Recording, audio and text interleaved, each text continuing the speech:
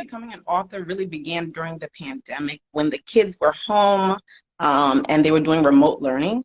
And so my oldest son was in first grade at the time, and the teacher asked the class to tell, tell the rest of the class their favorite food. And he wanted to mention, he wanted to say that his favorite food was emuto in a kante kwang. And that is like rice balls with peanut butter soup from Ghana. But he hesitated, and then he said, well, Mom, I think he put on mute, and he's like, Mom, if I tell them that, they're not going to know what it is. So he decided to say pizza instead. And so I was a little concerned because, like, okay, is it just because they don't know what it is? Is there some hesitation about sharing his culture? And we talked about it afterwards and so forth. And I explained that, it's important to share so that people will learn, because people don't know everything. And they may not know it, but once you tell them about it, then they'll know. And so that's what led me to write the book. So that's how it started. What a story, because that I'm sure that happens so many times, and maybe there were kids in his class that wanted to share something, and until somebody takes that first step, exactly. To so say that was what it was. Right? And funny enough, later on, I think the teacher inquired about like where his family is from and so forth. And so the teacher actually put a flag from Ghana in her room along with the other flags that she had. And so I thought, and so when he came home and he told me, he was really excited that she had done that. And I was like, that's pretty cool. That's very good. So yeah. That's great to hear teachers do that, because, it seems like it's a mixed bag. There's some teachers that are really great about incorporating the children's heritage, and some that really aren't very encouraged. Yeah, so that's great you had that experience. So yeah, so that's what led me to say, okay, I want to write a book. And so why a book? Was writing something you had thought about doing earlier? Outside of like my work, my policy reports and things, I had not thought about writing a book. However, we read a whole lot in the house. We have a lot of books in the house, and we go to the library a lot. So I know, and I have seen and witnessed, particularly amongst my children, the impact of reading with them. So I knew and I felt that writing a book was one of the best ways to convey and to teach kids about their own culture or heritage, and to teach other kids about a culture or heritage that is not their own. And so that's the vehicle I chose to use.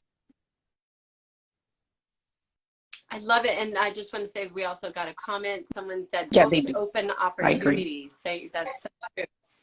Yeah. Well, and luckily for us that you chose to write a book, because that means we can all enjoy it too. And okay. Can you tell us about the book? And you kind of talked to some about what inspired, what led you to write it, but what inspired you to write this particular story? Those two are a little different. So the book is called Threads of Me, Kente for Show and Tell. And so the book is about a girl who has a class assignment. And so the teacher said, everyone can talk about show and tell, talk about their culture for show and tell. And so she runs home to talk to her nana, who's her grandmother, and to, talk to her grandmother and get ideas about what can she talk about from her culture for show and tell, and what can she share with her class. So in the midst of doing that, Nana sits down with her and tells her about this beautiful hand-woven cloth that originates from Ghana called Kente. And she learns about it, and she learns different things about even her own family history and about the cloth itself, and then shares that with her class with pride, no hesitation, no anything. The class is excited to hear the story. So while she gets to learn about her own heritage, she also gets to share her heritage with her class. And her classmates also get the opportunity to share about their own heritage with the rest of the class. And so I chose to write specifically about Kente, not having anything to do with my son's specific experience, but it's a cloth that's very familiar to a lot of people. It's familiar definitely to Ghanaians from Ghana and Ghana, to other Africans, and very important to the African American community. You will see this cloth, I'll show you an example, which has different colors. You'll see in different colors. You'll see this cloth in Black History Month a lot. You will see it during Kwanzaa celebrations.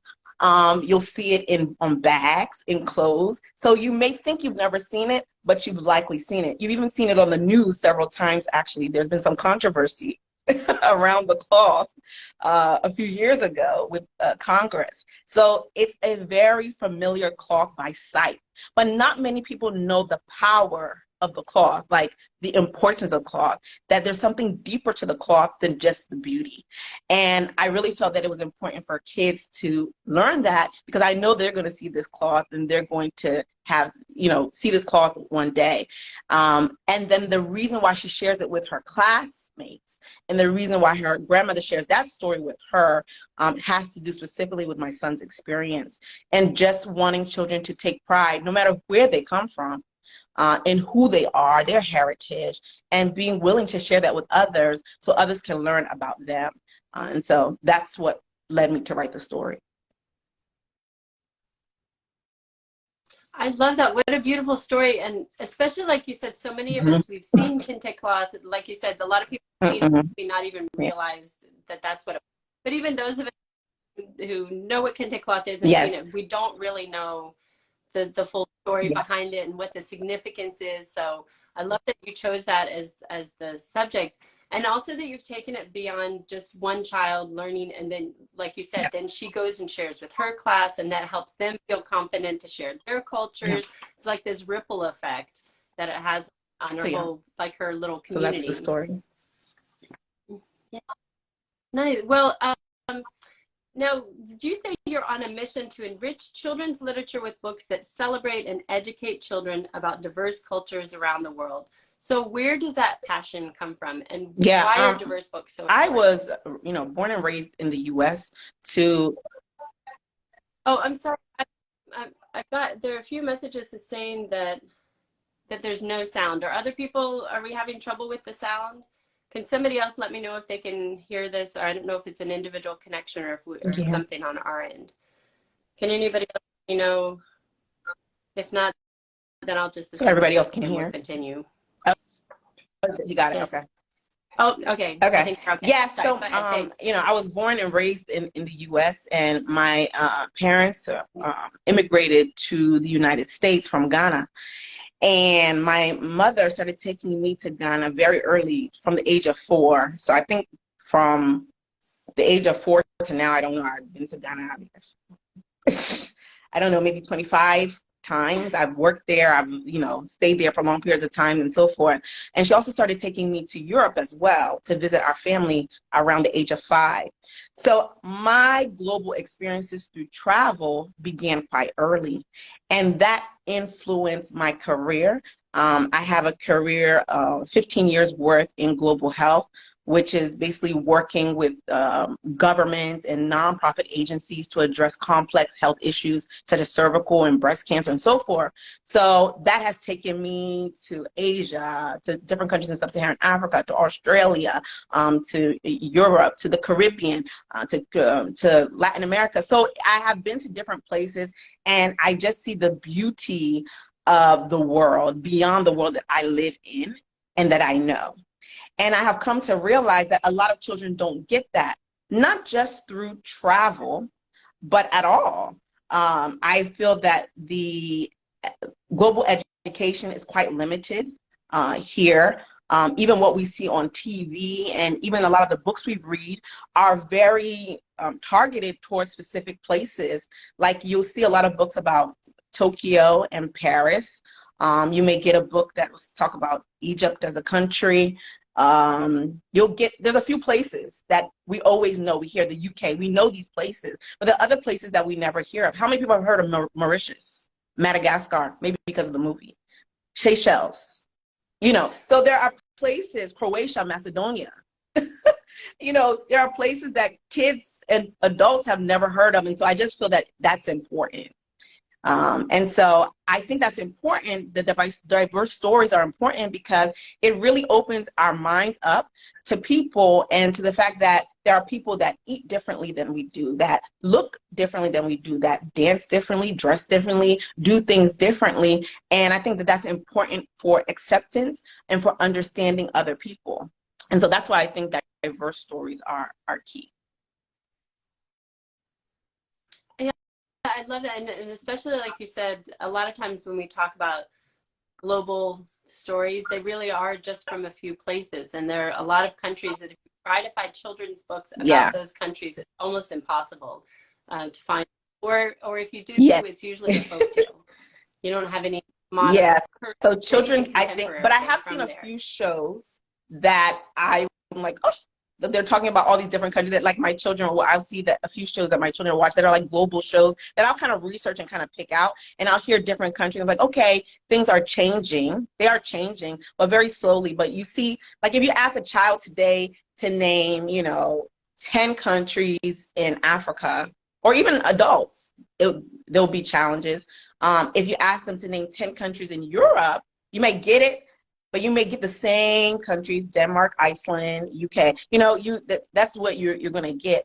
You won't hear maybe Cyprus, or like I said, Macedonia, or Moldova. You're going to hear a limited. So I think there's so much more to learn. Right. And could you talk specifically about African stories and African-inspired stories? Because I know that's something that you talk about a lot, about the place for African-inspired stories in children's literature. I chose to focus, and I don't know if that will always be my focus, but that is where I decided to start with African-inspired stories because of the negative perception or the negative imagery of Africa connected to poverty, famine, corruption, and so forth. And in children's stories, many of the stories are connected specifically to animals, which is not a problem. But not all African countries have giraffes and elephants. And sometimes people think we live amongst giraffes and elephants, like they live next door to us and we are. So it's like the stories are very one-sided, and there's more to see and to tell. And I feel like that it's important to get more stories out there that speak to the diversity of the culture, the environments, the food, so many different things. I just feel like, Africa as a whole of 54 countries has pretty much gotten the short end of the stick.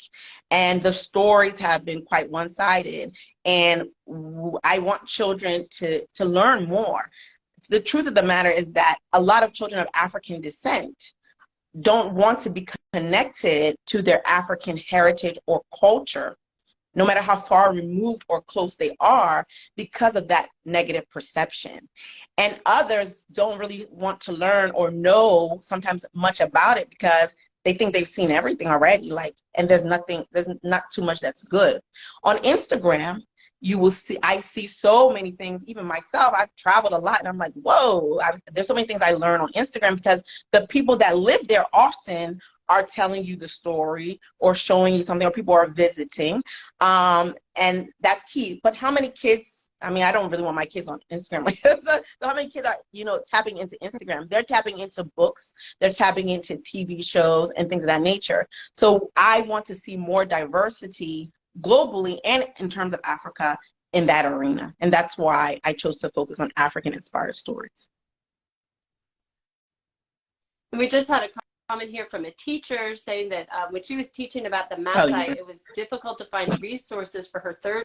Mm-hmm.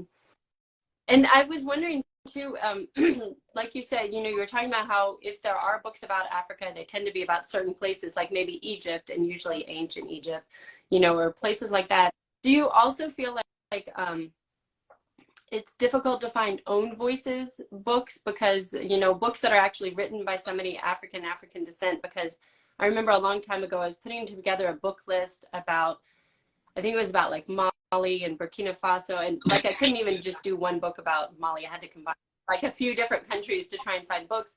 And I had to be really careful because quite a few of the books were written by outsiders who maybe probably a third of them were Yeah. somebody going So on a safari. I know you know, kind of like you talked about, somebody from the I noticed outside. that too. Yeah. And recently, as doing my research, I noticed that. And some of the people may not be, Black in color, for example, and, but they may have lived there. They may have been born and raised there. They may be, Africans, but we often think of Africans as, a certain complexion. But then there are a lot of people who don't have any lived experience or any connection. I have seen that. I have done that research and are writing these stories. And it's hard, yes, I think for others who want to tell more authentic stories to get their books out there, especially through the traditional published channels. And that is what I have noticed, and I have seen. And so, yeah, it's a tricky, very tricky territory, actually, and it's difficult. And I don't know how that can change, but that's why, I think I decided to do it on my own and to publish my own story without it being touched or, changed too much. And so, yeah, it's tricky. Another comment to someone saying Yeah. that they're noticing that a lot too. And I, you lead right into my next question, because I wanted to ask about why you chose to start. You have your own boutique publishing company, Golden Cocoa Books. I wonder if you could tell us about that and talk a little bit more about why you decided to do self-publishing and start your own company. I just thought, to be very frank, for this specific story, specific to this, because I won't tell you that I'm against traditional publishing in case one day you see me have a traditionally published book. But I will say that for this specific story, this cloth is very sacred, very important, very powerful because of the meanings behind it. And I just didn't want anything touched. I didn't want anything changed or anything. It doesn't mean I didn't go through an editor.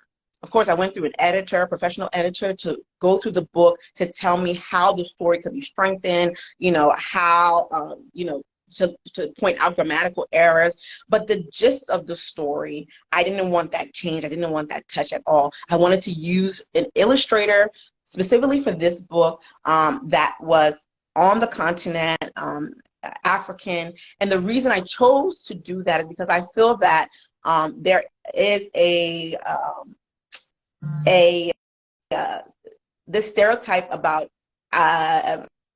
people on the continent and their skills, that their skills are not up to par with others. And I did get a little bit of that when I was saying, I'm going to pick this lady from Zimbabwe to do the illustrations. A few people were like, oh, why don't you just get somebody from the U.S.? Why try to what are you trying to do? Why are you trying to go around? Just get it and get it done right. And I was like, why is that not right? This is right. This is right. So I wanted to bring attention also to the skill of those on the continent. And I specifically chose, particularly for this book, an illustrator from Zimbabwe who's self-taught, who did an amazing job. And the experience with her was seamless and amazing from beginning to end. And one of the first things is, who illustrated the book? How did you find her? And so that was, important to me. I don't remember the question. Well, no, your answer. I was talking just about self-publishing, and I love hearing about what your experience was. So how did you make a connection? Research online. I'm a good researcher. My family will tell you, if you want to know something, I will do the research and I will find it. But I did a lot of research. I reached out a lot. There's a company called AfriBlocks that has a number of freelancers that develop websites and logos, and they have artists and so forth, that's based in Zimbabwe and has an office here in the U.S. And so I connected with them. I told them what I wanted, and then I found the illustrator. And so, yeah. What's AfriBlocks? The company? AfriBlocks. So, yeah. I'm writing. Oh, yeah, because they helped me with, everything. They helped me. I think I did like a launch video. They helped me with everything that I have. For the most part, they did that. Someone in Ghana did my website. I've just tried to also just provide business for that side of the world. And yeah, so it's been a good experience so far. But that's a great resource, because I think that a lot of people are not as good a researcher as you are. Don't have the patience for it. So that's great that you just shared that. And do you feel like, I know you said you were open to doing traditional publishing at some point, but was there anything about self-publishing that surprised you, or that you wish you had known more, or has it been just a great experience? It's been a great experience, but the time commitment, you know, on the side of also having my full-time job, and the other things that I do, and then my family obligations and the boards and things I keep pulling myself into and and whatnot. It's really, really time consuming, and the marketing piece is really time consuming. I can't tell you that any piece of it has been like if I wasn't working 9 to 5, I would love doing this over and over and over and again, every single aspect. There's not a part that if I had enough time that I would say, I hate this. I love marketing. I love reaching out to people. I love connecting with people. I loved, you know, reviewing the illustrations. I love writing the story.